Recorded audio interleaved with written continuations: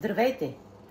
Днес ще се запознаем с една много интересна тема, която касае регистрация на площадка за подхранване на застрашени видове диви птици, каквито са лешоядите, и изискванията за регистрация на такъв вид площадка.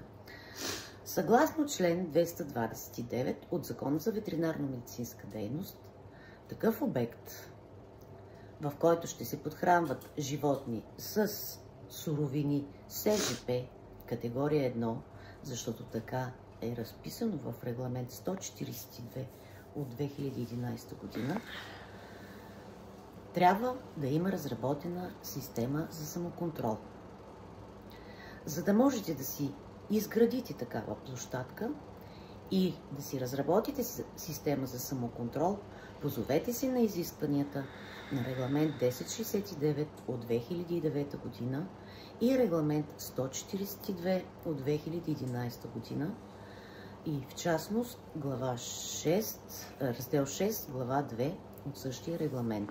Там подробно и ясно са описани правилата, на какво трябва да отговаря такава площадка, с каква храна могат да се изхранват видовете птици, които ще отглеждате, и същите трябва да бъдат включени в списка на застрашени и изчезващи видове в регламента. Там е указано кои птици могат да се изхранват по този начин и за кои може да бъде изградена такава площадка за изхранване. Ако се затруднявате или имате нужда от разработване на такава система за самоконтрол и консултации как трябва да изглежда площадката и от какви материали трябва да бъде изградена, моля, потърсете ме на телефон 088 790 2198 или пишете в YouTube канала ми и в страницата ми във Facebook. Желая приятен и ползотворен ден!